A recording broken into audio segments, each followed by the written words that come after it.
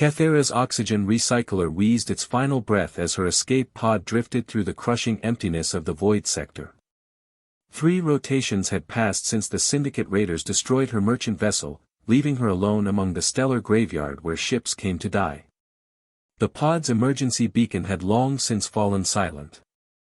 No rescue was coming, the Galactic Rescue Service didn't patrol this far into unexplored space, and her own people had written her off as dead the moment her ship failed to arrive at its destination.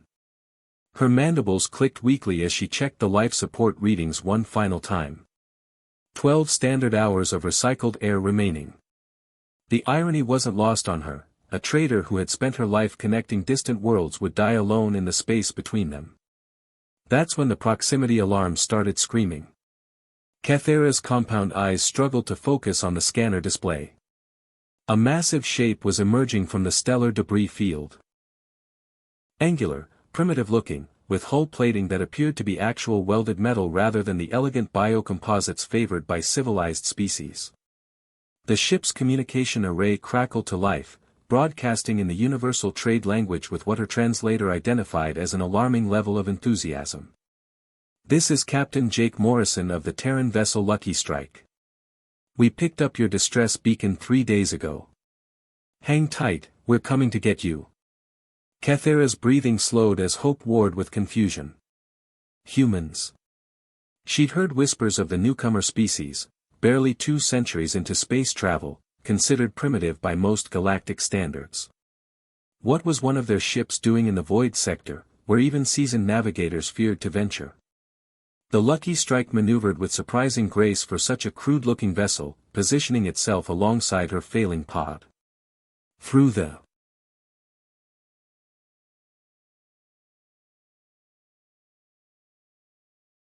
viewports, she could see human figures in bulky environmental suits working with what appeared to be chemical-powered cutting tools. "Ma'am, we're going to need you to move away from the outer bulkhead," came Captain Morrison's voice. "We're cutting you out the old-fashioned way. Fair warning, it's going to be loud." What followed was the most barbaric rescue operation Cathera had ever witnessed. Instead of using sophisticated tractor beams or molecular disruptors, the humans literally cut her pod open with plasma torches, pulled her through the breach, and carried her bodily to their airlock. But she was alive. The human medical bay was a monument to improvisation. Dr. Sarah Kim, a slight female with prematurely gray hair, tended to Cathera with equipment that looked like it belonged in a museum, yet somehow kept her vital signs stable. "You're lucky we found you when we did," Dr. Kim said, adjusting what appeared to be a hand-welded breathing apparatus. "Another few hours and even human stubbornness couldn't have brought you back." "I don't understand," Cathera managed through the translator. "What is a human ship doing in the void sector? This region is considered too dangerous for standard patrol routes." Captain Morrison's weathered face split into what she was learning to recognize as a human smile. "Dangerous? Lady, we're salvage runners. We make our living picking through places other folks are too scared to go. Been running the void for 6 months now." As her strength returned, Cathera learned the impossible truth. The Lucky Strike wasn't a military vessel or an exploration ship, it was operated by a family of humans who scavenged the dead zones of space for valuable materials. They had turned the galaxy's most feared region into their personal hunting ground. "But the radiation storms," she protested.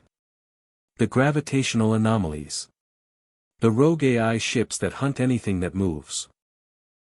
"Oh, those," Captain Morrison chuckled, gesturing to jury-rigged shielding held together with what appeared. Sometimes, she reflected, the most sophisticated technology was a stubborn refusal to accept that something couldn't be done.